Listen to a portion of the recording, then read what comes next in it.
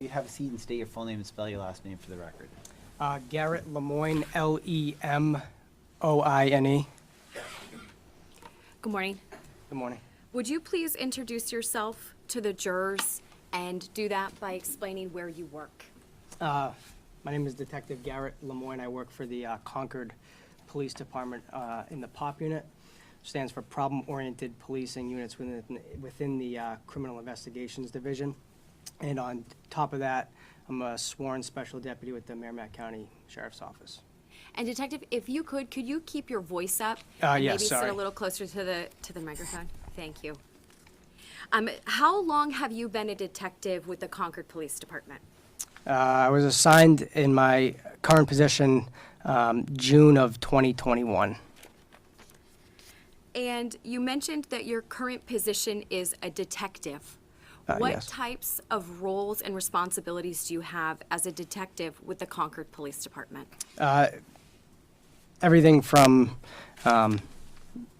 small to large-scale investigations. My current role within the POP unit is we're kind of like a plainclothed unit, street-level narcotics investigations, undercover operations, and surveillance assistance with different units and task forces throughout the state. And I assist the Criminal Investigations Division with higher-level criminal investigations that come into the police department. Now, prior to being a detective, what was your role with Concord Police Department? I was assigned to the Patrol Division, which I started in April of 2018. And prior to joining Concord Police Department, did you attend college? I did. I went to Curry College in Milton, Massachusetts, where I obtained my bachelor's in criminal justice and psychology. About when did you graduate? In 2017, May of 2017. Now, I want to direct your attention back to April of 2022. On April 20th of 2022, did you become involved in a missing person investigation related to Stephen and Jaswendi Reed that involved several agencies, including Concord Police Department? Yes. Now, I want to show you up on the screen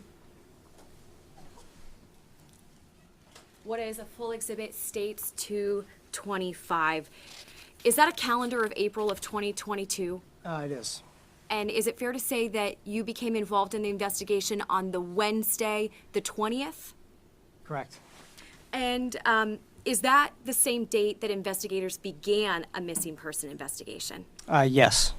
Now, what was the nature of the missing person investigation as you understood it? I received a call from my supervisor, Detective Sergeant Tom Yerkes. He said that there was two individuals who were reported missing by a family member, and he described them as being unusual circumstances, meaning that can be a range of things. But in this instance, it was two older individuals who had close ties to family in the area. It was unlike them to not be in contact with family. And when patrol responded, they could not account for where they were or would be. And what was the date that you understood was the last date that those individuals had contact with family? I believe it was the 18th, but I'm not entirely sure. Okay, so you believe it was 2 days before on the 18th? Yes. So Monday. Yes. Now, on the 20th, were you on duty that day? During the daytime, I was, and during the evening hours when I got called in, I wasn't originally, but I came in. Okay, so you were called in to assist? Yes. And what location were you asked to respond to? So I was asked to just come into the police department to get my things in order, meet with Detective Gorham, who is also going to be going to the scene with me, or the Reed's apartment. And after we, met briefly, discussed the circumstances as to which was going on, we gathered our basic stuff and responded to the location where patrol was, which was in Alton Woods Drive. And approximately what time did you respond to Alton Woods? We arrived at the apartment complex around 9 p.m. on the 20th. And you testified that you and Detective Gorham responded to the apartment complex? Yes. When you arrived, what did you do? When we first pulled up, we were greeted by Sergeant White, who was the patrol sergeant at the time, who was supervising the patrol division on the road. We were met with by some New Hampshire State Police officers, as well as a Concord police officer, Christiane DeSilvio. And what general information had you received about the nature of what had been done at that point? They basically briefly told us the same thing that I was told before. Family members reported these two individuals as missing. They could not account for where they were, and New Hampshire State Police told us that they were doing a canine track in the area, which is pretty standard for missing persons within a reasonable time frame. They'll send canines, dogs out around the complex, and they came across a tent within the woods section adjacent to the apartment complex. And if you were to describe in relation to Alton Woods, where was the tent located? So if you go to the back portion of the apartment complex, I think it's the eastern side, there's a large dirt parking lot where the apartment complex places their trash bins, surplus vehicles, stuff like that. And there are some trail systems off of that dirt parking lot. And the tent was probably about 100 yards, I would say, into the woods from that dirt parking lot in the rear of the apartment complex. So up on the screen is States 28, which is a full exhibit. Do you recognize this map? Yes, I do. And if in the next slide, can you point out, is that the apartment complex for Stephen and Jeswendi Reed in blue? Yes, it looks accurate to me. And then where in relation to their apartment building was the tent that you're describing? So that back if you follow the road, Alton Woods Drive, their building's on the left. If you continue on that road and it goes out that large dirt area where there's a substantial amount of trees, that's the parking lot that I'm referring to. And about 100 yards into the woods from that dirt parking lot, I could reach, I would point, but it's to the right of the big dirt lot, if that makes sense. So that in the next slide, which is States 29, which is a full exhibit, Yep. is that a close-up of that dirt area that you've been describing? It is, yes. And then in the next one, what's circled in red, is that a fair description of where that tent generally was? Yes. Now, you mentioned trails. Are there trails that are nearby Alton Woods apartment complex?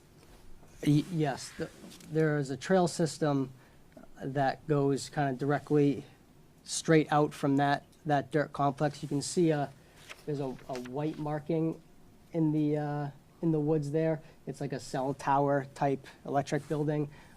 The trail kind of goes next to that, and you can go from there left or right towards that circle area, and it also goes straight out. And if you keep following that, you end up at Loudon Road, or you can go towards the Portsmouth Street area if you take a left, and around the area you go right. So what do you know those trail systems to be called? I'm not entirely sure of the names of those trail systems, but those trail systems connect to. If you cross the road, you go over to the power lines and the Marsh Loop trails and all that. And then if you go to the right, you sort of just end up in Alton Woods. I don't know that there's an actual name for those. Okay, understood. But those lead to what is often known as the broken ground trails? Yes, yes. Okay. Now, when you walked over to the tent in this general area that's depicted on the screen in red, what did you observe? I observed a single, it appeared to be a single-person tent. There were, outside of the tent, there was a substantial amount of Mountain Dew cans, red Mountain Dew cans, which I remembered, which you don't see as much as regular Mountain Dew cans, and the tent was closed up. When you arrived at that single tent where you noticed that there was a substantial amount of red Mountain Dew cans. About what time was it? I would say it was between 9:30 and 10 o'clock. And did you make contact with anyone that was inside that tent?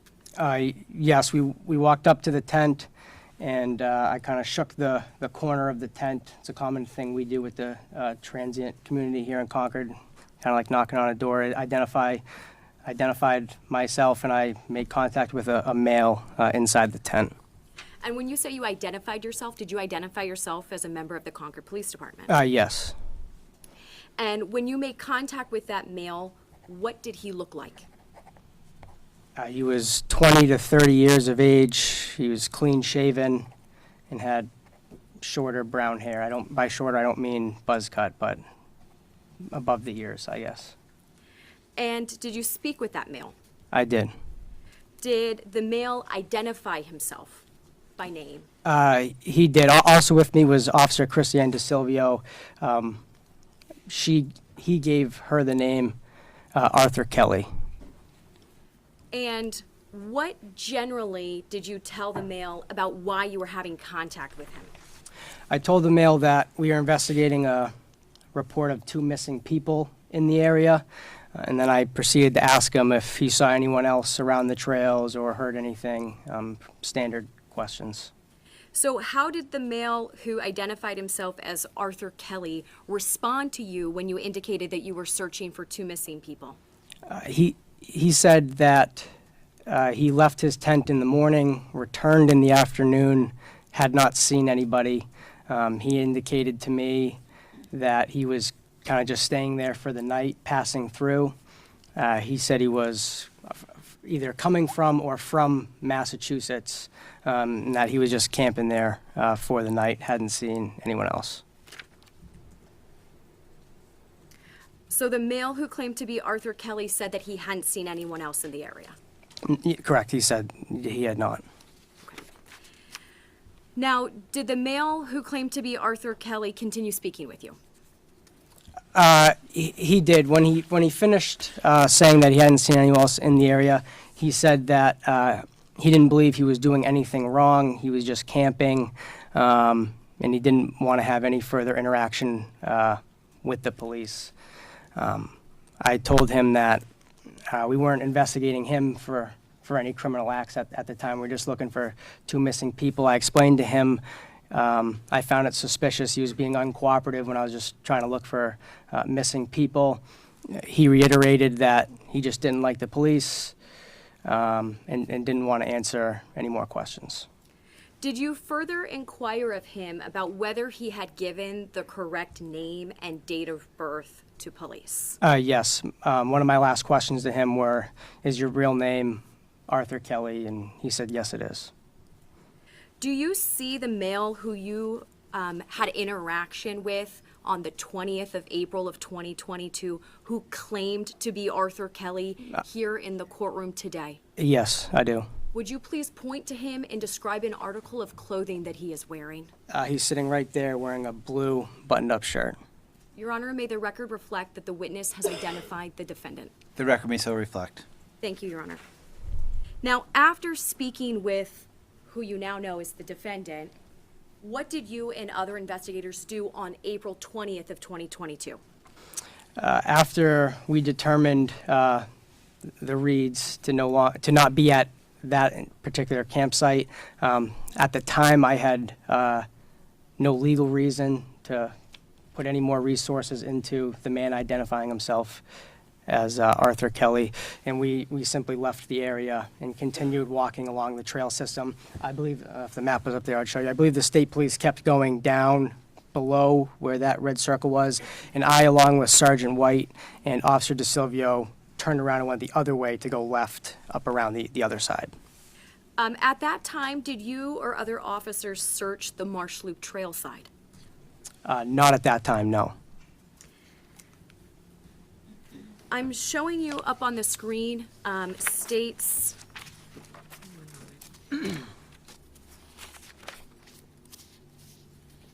29. Do you recognize what this vantage point is? I do. And what is it?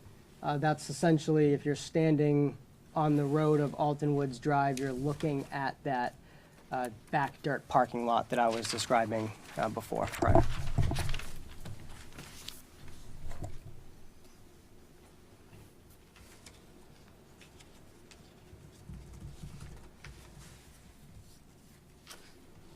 Your Honor, if I just may have a moment. Of course.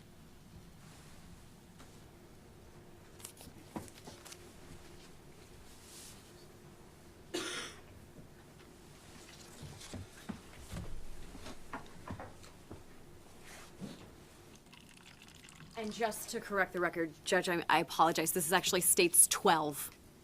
And then the next is states 13. Is this just a close-up of the same area that we were just describing? Yes. And approximately how far into the woods was the tent the single tent that you observed and had interaction with the man who claimed to be Arthur Kelly, the defendant? If you were to just walk straight into the woods, through the woods, maybe a little less than 100 yards, but we took the trail. So if you go straight out, we kind of have to walk into the woods and then take a right, as I was describing, probably another 100 yards that way. But as an estimate, I'd say about 100 yards into the woods. So after you search the area, the general area that's depicted here, do you and other officers go back to Alton Woods to the apartment of Stephen and just Wendy Reed? Yes. And generally, what did you observe at their apartment? When I walked into the apartment, I observed it was very neat, organized. I did not see any signs of a struggle. I reviewed the doors and windows in the apartment. I didn't see anything indicative of forced entry. I found personal items such as wallets. There was a phone or two in the apartment, things that someone would usually take if they were to go on a trip or go away or just leave. On the table, there was a laptop open with reading glasses next to it, as if someone was recently doing computer work. I mean, it was just a neat apartment overall. At some point, did you obtain written consent from Sue Forey, Stephen Reed's sister, to do searches of the electronics that were found inside the apartment? Yes, we did a written consent form to take all the electronics, meaning phones, the computer, as I just mentioned, to take that as evidence in the case, yes. And up on the screen is States 1. Do you recognize that building? Yes. And what is it? Stephen and Wendy Reed's apartment building, Do you recall which apartment was their apartment? 1411. Is that the top right apartment in this photograph? I believe it is, yes. So once you make observations at their apartment, you obtain written consent to search electronics found inside. What do you and Detective Gorham do? After we received the written consent for the electronics, we took the electronics. I believe Detective Gorham grabbed a few receipts that were also in the apartment, things that it appeared that they bought things at a store, which would be important. We then went back to the police department to secure those items, and we then placed them into NCIC as missing people. And what is NCIC? It is a national database, simply, where if they were to even have contact with police in Florida and they were to run their name, they would pop up as missing out of New Hampshire. So after Stephen and Wendy are placed into NCIC as formally missing on that date, the following day, so April 21st of 2022, did you continue to investigate and assist in the search for Stephen and Wendy? Yes. And what information was received that day that led investigators to further investigate the Marsh Loop Trail? The Computer Crimes Unit at Concord Police Department within CID, Criminal Investigations Division, conducted a search warrant on I believe it was Stephen Reed's data. I'm not sure exactly which data that was, but essentially they received a ping in the woods from his phone off of the Marsh Loop Trail. And when you're describing a ping, is that generally like location data? Yes, usually, if you could picture a map with like a little blue dot, like when you're on Google Maps, it's similar to that. And with that information from Stevens Electronics, what was uncovered that day? I'm sorry, could you repeat the question? I'm sorry. With the information, the location information from Stevens Devices, what was uncovered that day? So on the 21st. We responded to the Marsh Loop Trail and began to walk around the area of the woods where the ping was, and we came across a mound of leaves and dirt and sticks with what appeared to be a white powder over it on top of the leaves. Was that with the assistance of a New Hampshire State Police canine? It was a New Hampshire State Police canine officer with his dog was with us, yes. And generally, what was discovered? We could kind of observe through the mound what appeared to be hair. So we slowly delayered the mound to either confirm or not confirm what we believed we were looking at. And as we delayered the mound, we confirmed what we saw was human hair, who we believed to be from Dishwendy Reed, as well as Stephen Reed was also within the mound. And how did investigators uncover Stephen and Wendy? Once we just delayered enough to know exactly what we were looking at, I then left the area and went to meet with a Unitil representative, as the land was owned by Unitil, the electric company. And I obtained a written consent to search form for the property. I then returned to Concord Police Department and gave that form to Detective Lieutenant McGonigal. And then I believe the decision was made to hold the scene and fully process it during the daylight hours. So approximately what time was it when Stephen and Wendy's bodies were discovered? I believe it was a little after 6 p.m., maybe 6:30 or so, of the 21st when we first went out there. Was it starting to get dark outside? It was, yes. And you testified that investigators made a decision to fully process the scene the following day. Yes. And so the following day, on April 22nd of 2022, did you continue to assist in the investigation? Yes, on April 22nd, the next day, once it was daylight, we went back out to the scene, which was being guarded by Concord Police Patrol Division throughout the night. And we began to fully process the crime scene. Now, on April 22nd of 2022, did you return to the tent site that you had just been at the couple days prior, where you had encountered the man who claimed to be Arthur Kelly, the defendant? Yes, once we were essentially done with the first process that day, I received a call from again, my supervisor, Detective Sergeant Yerkes, who said that he described it as a witness in the area who saw a man 20 to 30 years old, clean shaven. And Counselor Approach.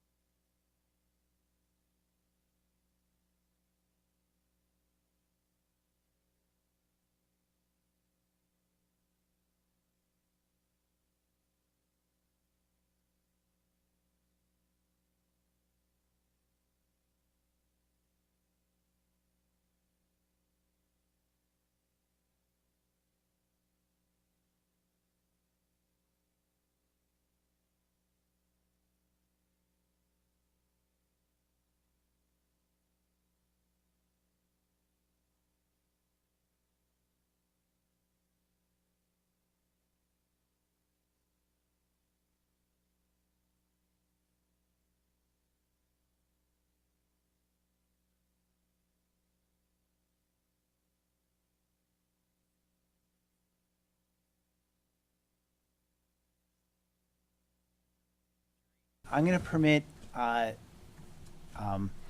Detective Lemoyne to talk about what he was informed by Sergeant Yerkes before going back to that area. But what he was told is not coming in for the truth of the matter in that statement. It's coming in only to understand the context and the reasons for the steps that Detective Lemoyne took. Thank you, Judge. So, Detective, you were starting to describe the information that you had received from Sergeant Yerkes about a witness had provided information. Can you share with the jurors what that information was?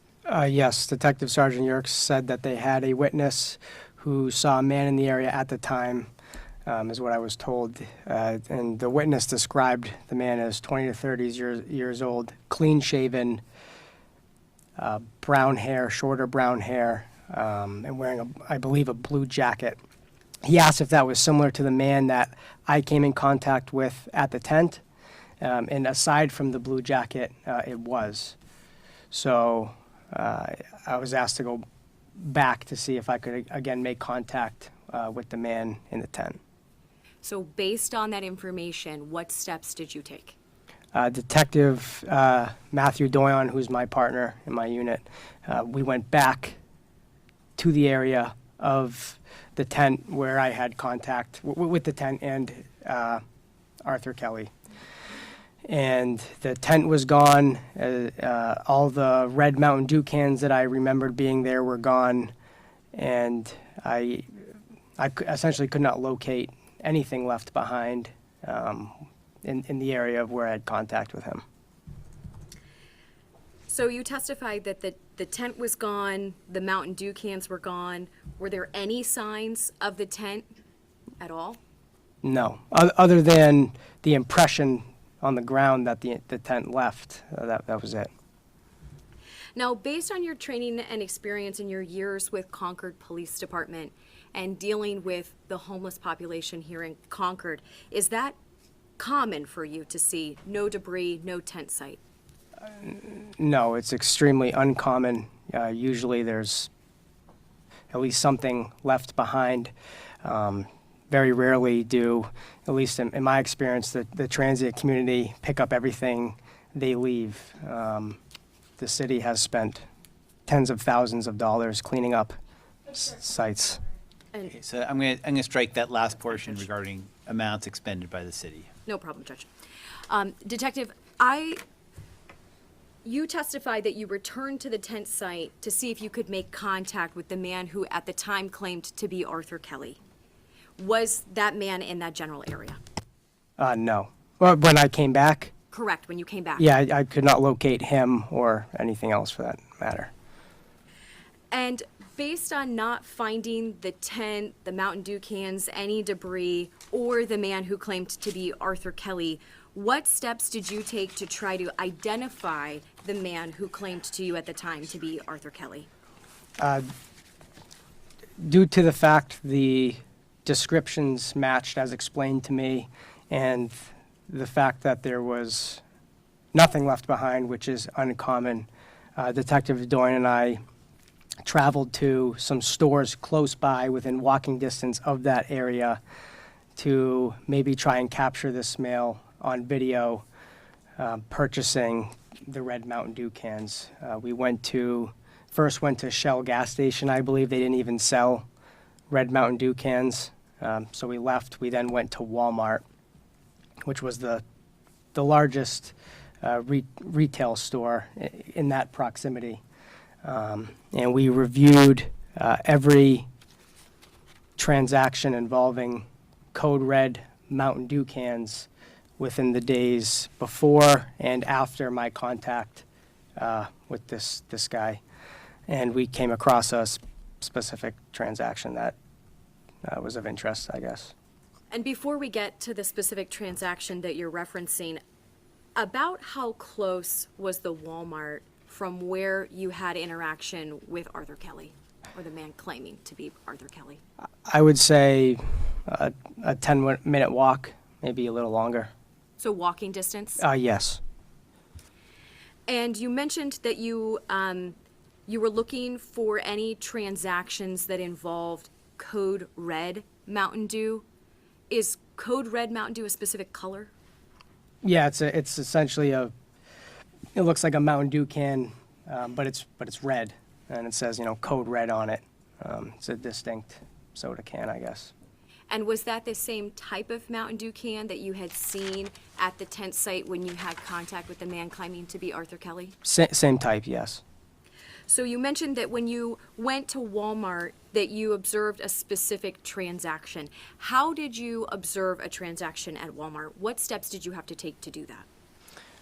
So, like I was saying, we met with asset protection in Walmart, and Detective Doyle and I reviewed every purchase of Code Red Mountain Dew, and we came across this one transaction where there was a male wearing a full bandana mask over his face, which at the time masks were no longer being worn by individuals due to the coronavirus.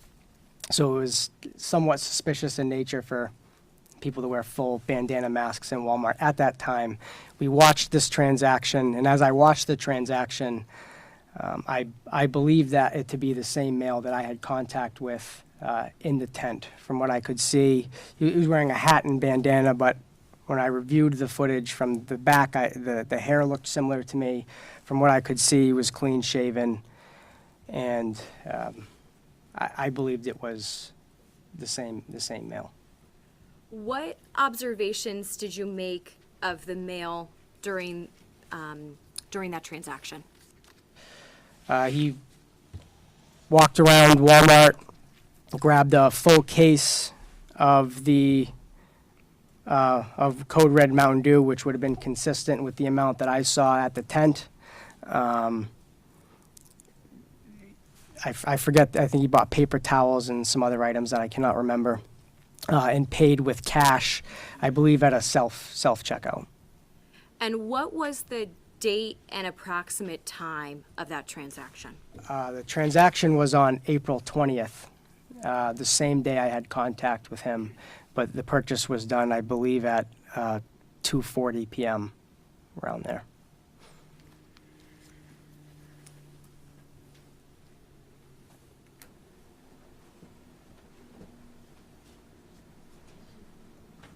I'm showing you states 17 and 22. I want you to take a look at those. I know defense has already had an opportunity to look at them. I don't this objection. Do you recognize what those are? Yes. And let's start with 17. So 17, what is this? A CD with photographs on it.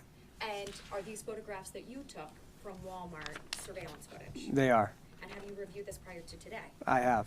And how do you know that you've reviewed it? I signed the back of the CD.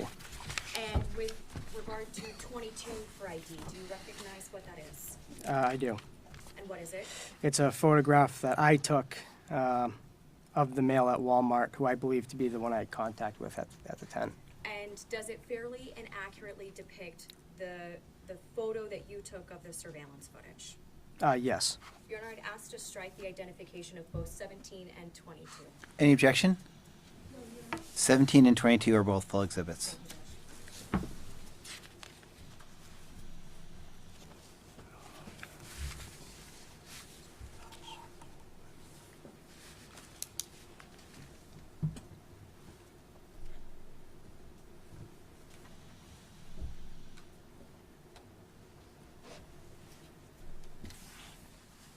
Up on the screen is states 22.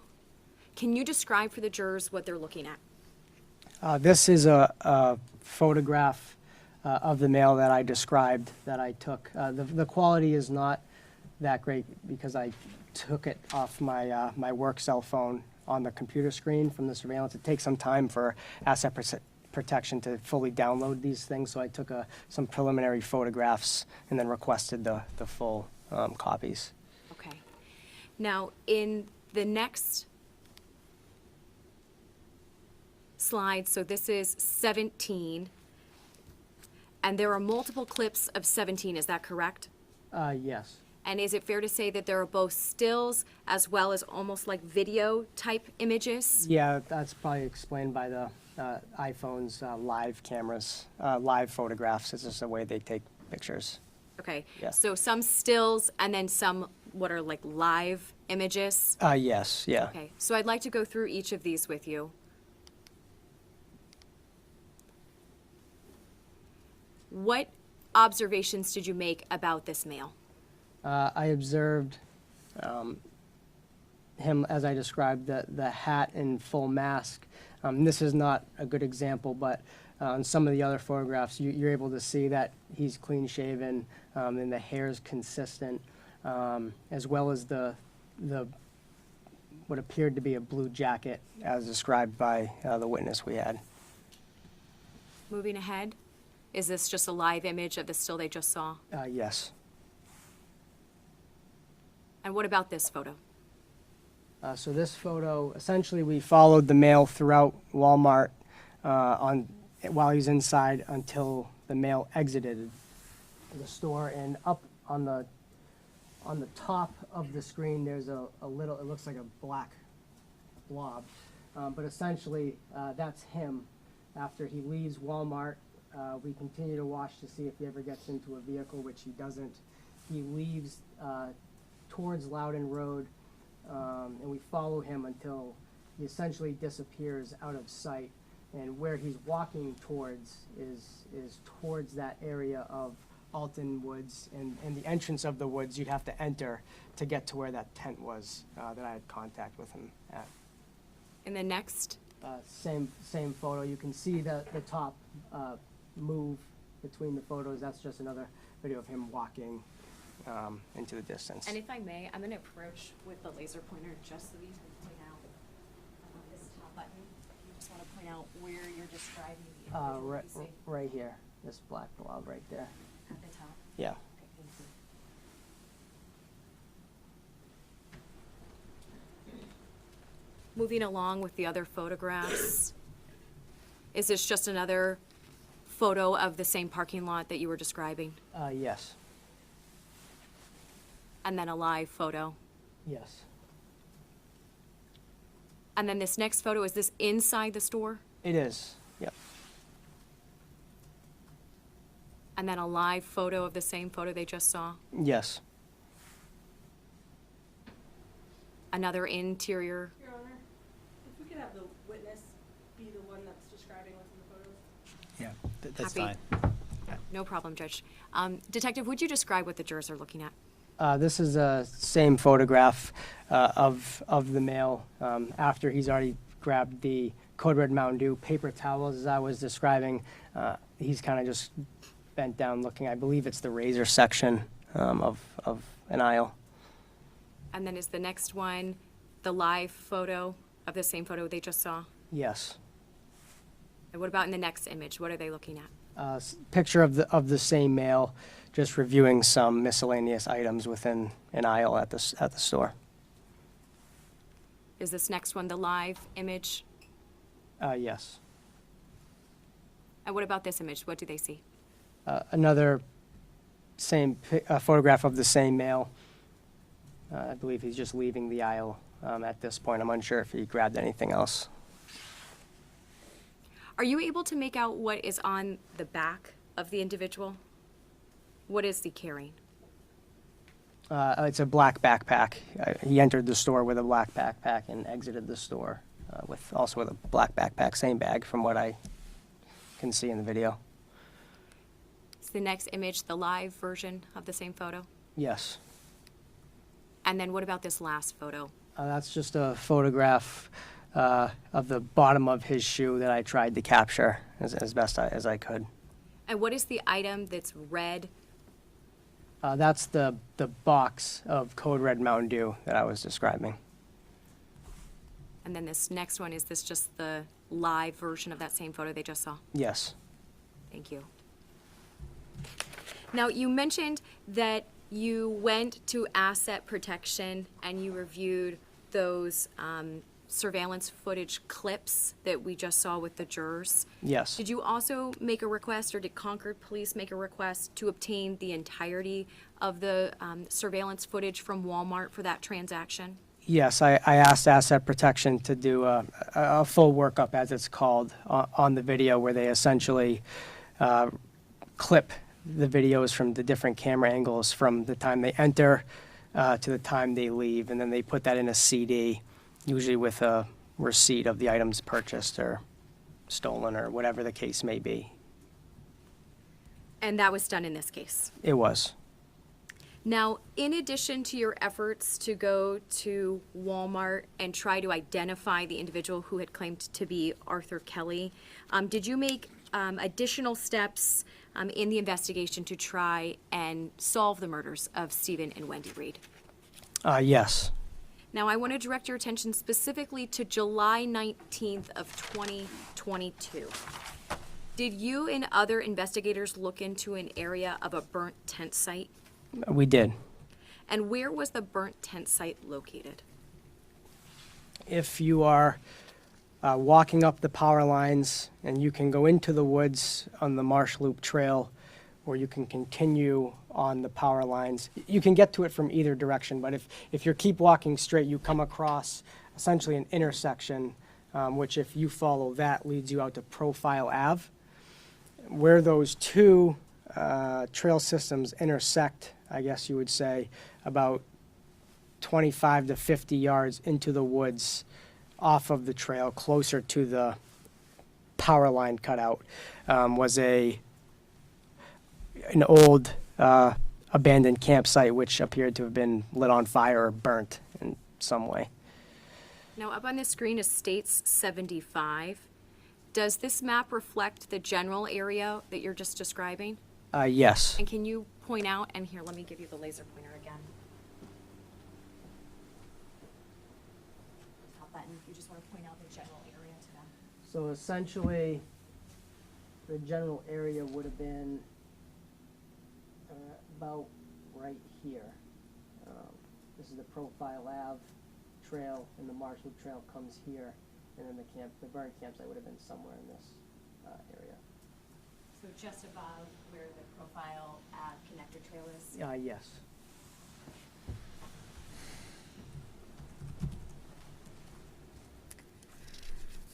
When you arrived at that burnt tent site location, what did you observe? I observed a large pile of small green Coleman propane tanks that you can buy at Walmart or various other locations. Substantial amount of burnt soda cans and what appeared to be maybe remnants of a tent, and you could see on the trees next to the area where the tent was, they were all blackened from an apparent fire, I guess is what I would say.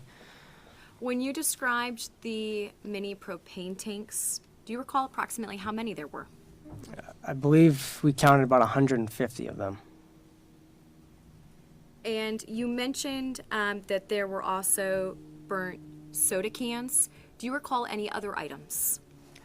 There were old, I guess, UPC codes, which are when you go to a store and you scan an item, that's how you get charged. You scan the UPC code. There were remnants of burnt UPC codes that were discovered that appeared to be Walmart brand items. I think they were Great Value, which I know to be Walmart brand, and a UPC code for a pair of pants. And there were some old pots and pans there also. Do you recall what the size was of those burnt pants? They were size 30-30. 30-30? Yes. And were there any types of coins located? Yes, we did locate, and I cannot remember how many, but they were apparent metal currency. They were blackened. I was able to wipe off the coins and find the value, not the value, but essentially what the coin looked like. They weren't. It was not American currency. We did a Google search, and I believed it was discovered to be a euro coins.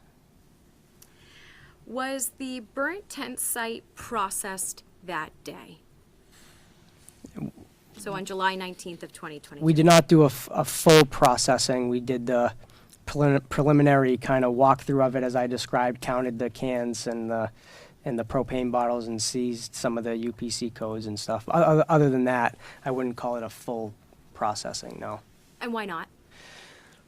The way it was described to me is this tent site was believed to be associated with the Arthur Kelly individual. Why, I'm not sure. But we went there to review and take items to try to either confirm or dispel if it was associated with him or not. At the time, we didn't know it to be, so that's why it wasn't a full process of that area. Now, addressing your attention to August 25th of 2022, did you return to that burnt tent site to process it for evidence? We did. We returned on August 25th to do, as I described, a full processing of that area. And what types of items were found at the burnt tent site when you responded on August 25th of 2022? There were various items seized.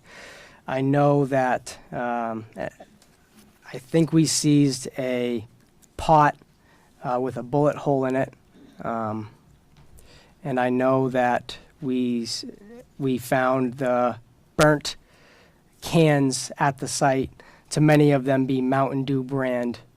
I could not distinguish between the brands, but it clearly said Mountain Dew on many of them. I believe we took some of those. We started to unearth the ground in the area and started to discover multiple 9mm spent shell casings, meaning they were fired from a gun. And how were those spent 9mm shell casings found? They were found by the use of some metal detectors, as well as just basic shovel and sifting through that area surrounding the site. When you say shovel and sift, what do you mean? I mean literally going through the ground on our hands and knees and going through the dirt, using the metal detector on clumps of dirt, and going through essentially that whole area where that tent site was. Now, do you know, or what was the reason that you returned on August 25th of 2022? So as I understand it, the UPC codes, as I explained, they were matched to purchases at Walmart. At this time, there was other video taken of the mail I had come across in the tent and later found at Walmart. Yes.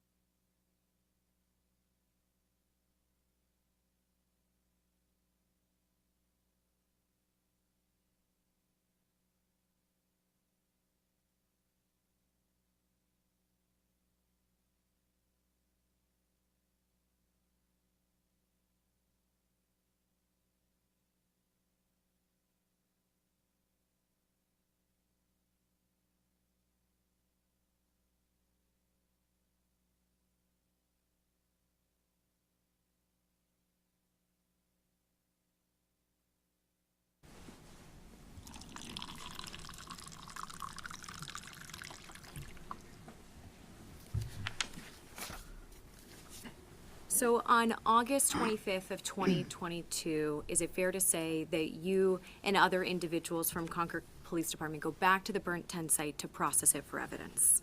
Yes.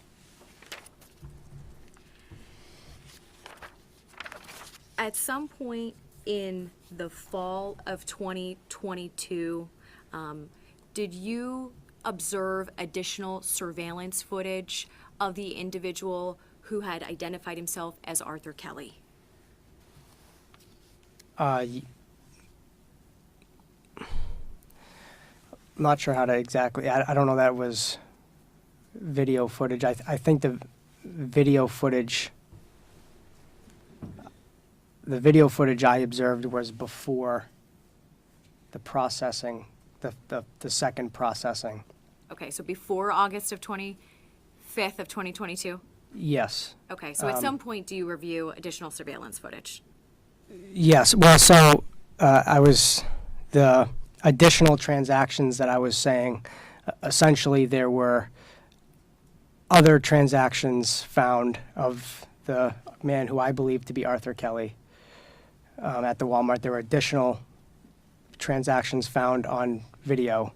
And on one of the transactions, he was not wearing a mask. And I reviewed those, and they were the same. It was in fact the same person that I had contact with in the tent, who was identified himself as Arthur Kelly. If that So- makes sense. So the individual that you saw in the additional surveillance footage from Walmart showed a male who was not wearing a bandana? Correct. And in that, you were able to see that it was the same person that you had contact with who claimed to be Arthur Kelly? Correct. And that's once that was verified, the transactional history from these stores is what confirmed that site after we got the UPC codes from the preliminary search of that area to then confirm that was in fact associated, the burnt site, if that makes sense. So the individual that you saw in the surveillance footage from Walmart from the 20th Yes. was the same individual that you had contact with at the tent site on the 20th Yes. of April. Yes. And then you reviewed additional surveillance footage from Walmart that was different, that had his face not with a bandana. Right. It was either from Walmart or another store. I'm not sure of the store, but it was definitely the same, wearing the same clothing. I'm just right, without that bandana on. And in looking at that, were you able to identify whether that individual was the person who had contact with you and claimed to be Arthur Kelly? Yes. Yeah. And is that the same individual who you later learned to be Logan Clegg, Yes. the defendant in this case? Yes. Now, on October 11th of 2022, did you receive information from Homeland Security that the defendant had booked a plane flight? Yes. And what were the details of that flight? Council would approach.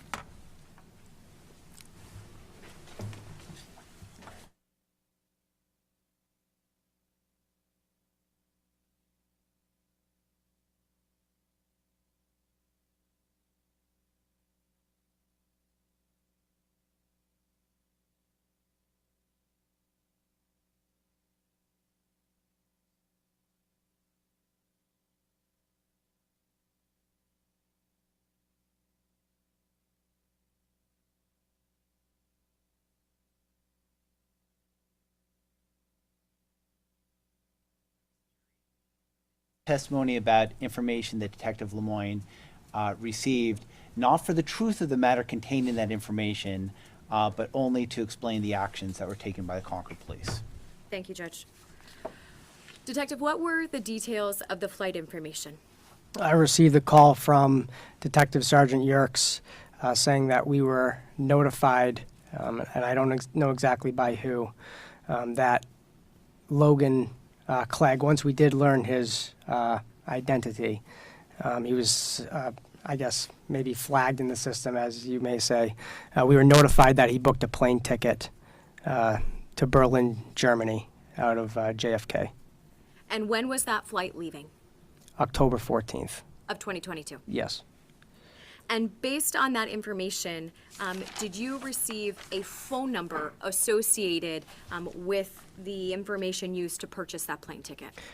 Yeah, so there were, an investigation was done into the purchase of the ticket, and that unearthed a Verizon track phone number.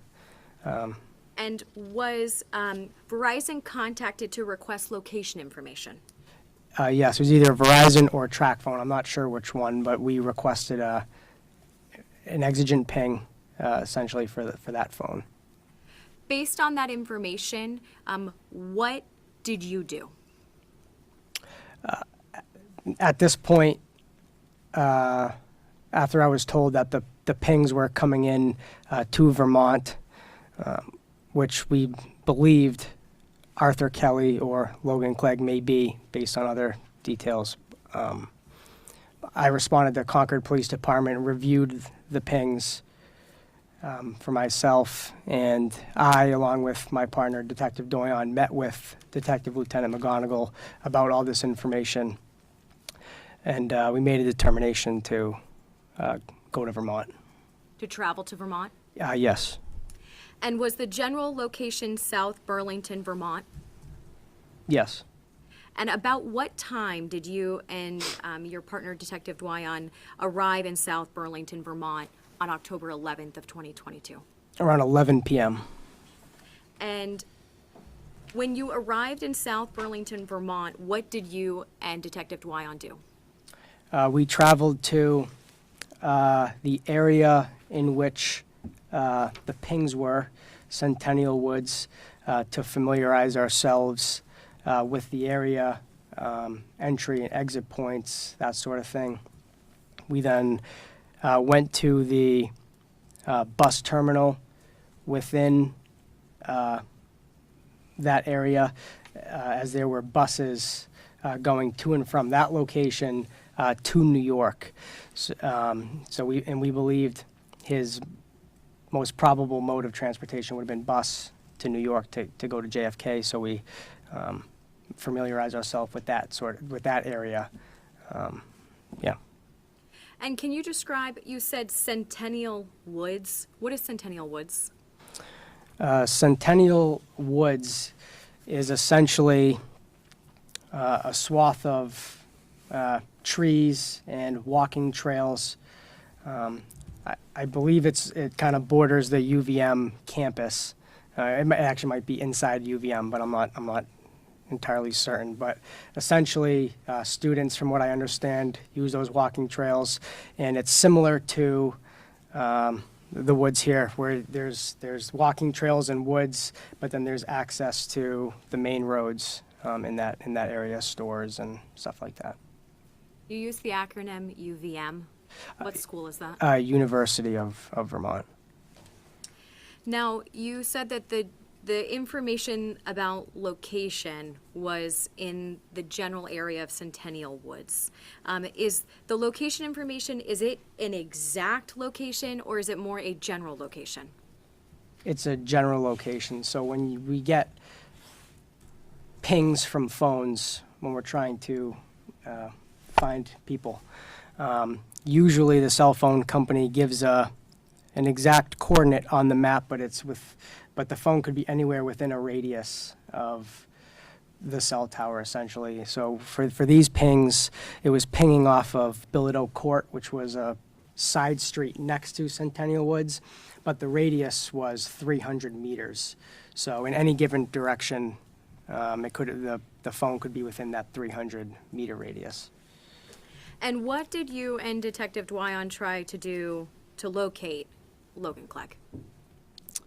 We use tools. A simple one, an example would be Google Maps. You can go to Google Maps and put in the latitude and longitude of the ping, which we did, and then you can map 300 meters from that location, and then you can kind of see exactly how far that phone could be in any given direction from that exact location, if that makes sense.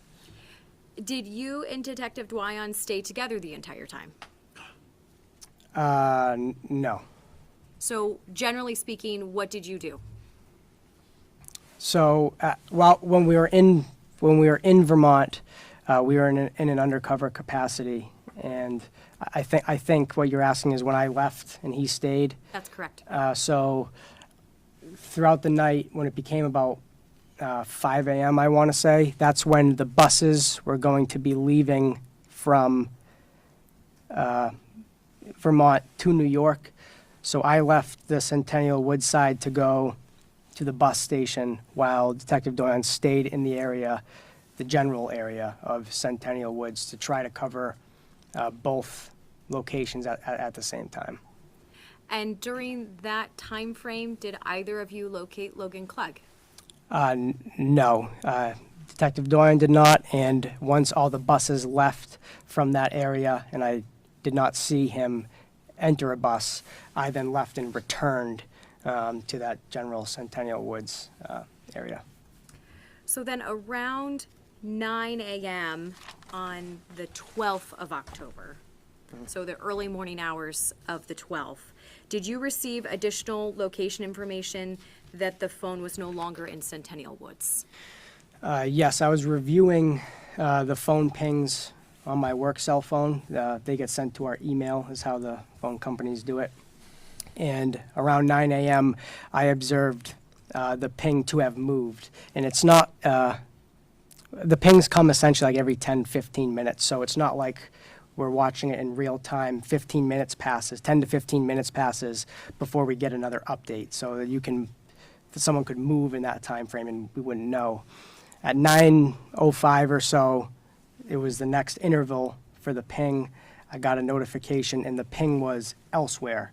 It was towards the main road section, and the radius given was 246 meters. And by using those tools as I described, it was clear that the phone had moved because it was not possible that the phone was still within those woods, within the radius given from where the ping was. And what happens next? I notified Detective Dwyon, who was in his own separate undercover vehicle, and we left. We left Centennial Woods, and we went towards the area of where that ping was. And what was the general location? I might be mispronouncing it, but I believe it's Williston Road and maybe Patchen as an intersection.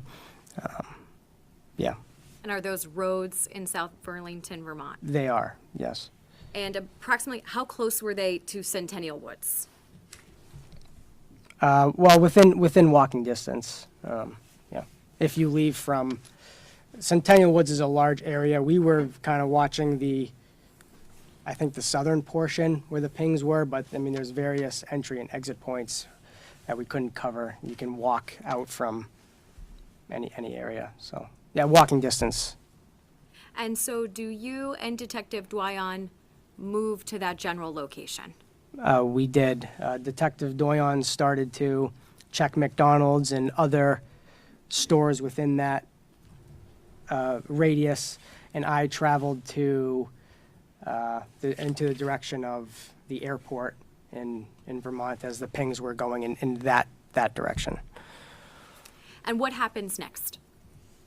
I went to, while Detective Dwyon was checking other stores, I arrived at the airport. There's a substantial amount of people. I tried to locate Mr. Clegg in case he was getting on a mode of transportation to go to New York. And I couldn't locate him. And while at the airport, another ping came in within that 10 to 15 minute thing. I was on the phone with Detective Brown, who told me that the ping was in the same location. It's for the same basis, Your Honor. So, do you want to be heard further? No, I just asked to keep it to what the witness. Sure, yes. And again, I'm permitting the information that's coming in is not coming in for the truth of the matter in that information, but only to explain the conduct of the officers, and that also applies to this point as well. Thank you, Judge. So, Detective, what information did you receive, additional information?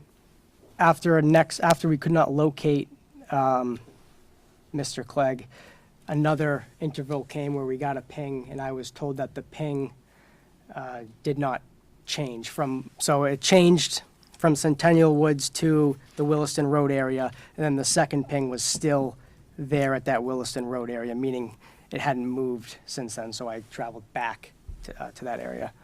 And when you traveled back to that area, Williston Road, what did you do? I stopped at a deli, I guess we'll call it. I went in there, which was in the radius, did not locate Mr. Clegg. I exited the store kind of across the street, but adjacent to where I was a building that shared two storefronts, Walgreens and Price Chopper. And I went across the road to check Walgreens. I was going to go to Walgreens first, and yeah, at that time I received another call while I was walking. And what general information did you receive? Detective Brown advised me that he did some investigating into Yeah, if council would approach.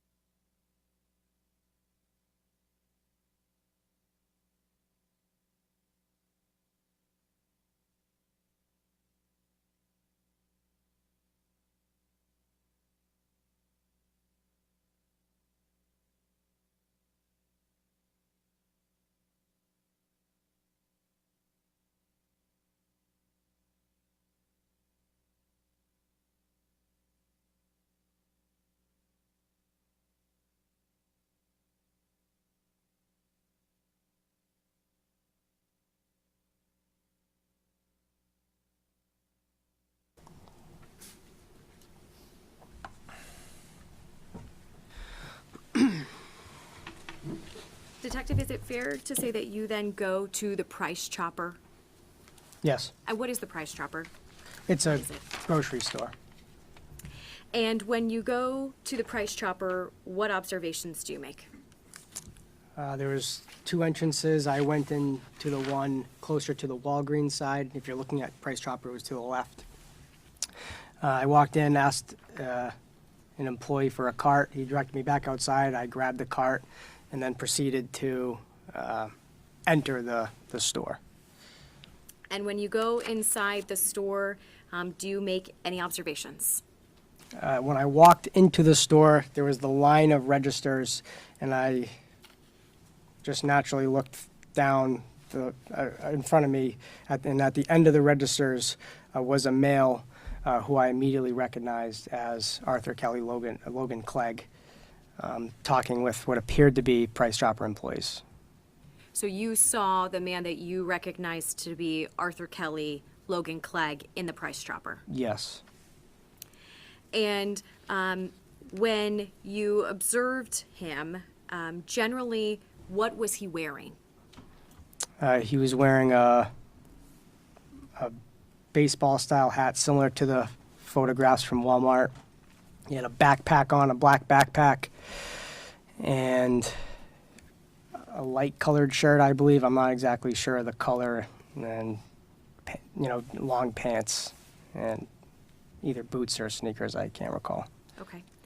And once you identified the man that you recognized to be Arthur Kelly, Logan Clegg, what did you do? I notified Detective Doyon, who is still checking other areas in that general location, to come to my location at Price Chopper, and then I let people know at Concord Police Headquarters that we found him, essentially. Did you continue to be in an undercover capacity? Yes. And what did you do in that undercover capacity? We conducted mobile surveillance, we'll call it, because he was on foot. So we essentially just stayed doing undercover surveillance on Logan Clegg throughout his interactions at Price Chopper. And did you observe the defendant to go to any other locations? Yes, after meeting with what appeared to be employees at Price Chopper, he left and then entered the Walgreens, where he spent a couple minutes. It wasn't a long time, but he was in and then eventually exited. And then after observing the defendant enter and exit the Walgreens, did you observe him go anywhere else? Yes, he then left on foot and took a right onto one of the main roads. I believe that was Patchen Road, from what I can remember, and continued on foot on the side of Patchen Road. There's a sidewalk there. I don't know, maybe half a mile or a mile. I'm not sure the exact distance. And then he took a right onto, I believe it was Market Street. And when he took a right onto Market Street, did you observe him go anywhere? Yeah, he continued to walk on Market Street, and it kind of loops back. Market Street kind of looped back around to Williston Road area. At the other end of Market Street was 180 Market Street, which is South Burlington. It's like there's a library in there, some other things for the town. It's like a general town building, what it appeared to me. There's a school behind it. Yeah. And did you see the defendant go into any building? Yes, he entered that 180 Market Street in the front entrance off the Market Street side. And approximately what time was that? At 10 a.m. And did you and other investigators eventually go inside that building? Yes, at approximately, I want to say 10:50 a.m. We stayed on the outside of the building for 50 minutes. And there was some issues with the pings, I guess we'll say, and a determination was made where I entered the building to confirm if he was still in there or not. And what was the building that you went inside? When I entered, there was other general use spaces, but there was a library on the first and second floor on a portion of this building. I entered the library. The first floor was not that big. It was pretty quick to see he was not on the first floor. I went to the second floor of the library where I observed him sitting at a table in the back portion of the library on the second floor. So you saw the defendant sitting at a table on the second floor of the library. Yes. And what could you observe that he was doing? He had headphones on. His backpack was on, I believe, was on the table in front of him, and he was on what appeared to be a laptop or iPad, something along those lines.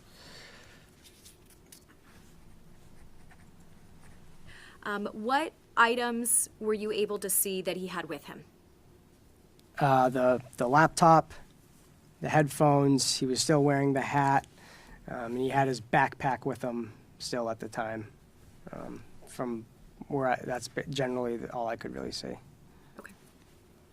Now I want to show you a few photographs. I wonder if this is a logical break point. Why don't we take about a 10 or 15 minute break?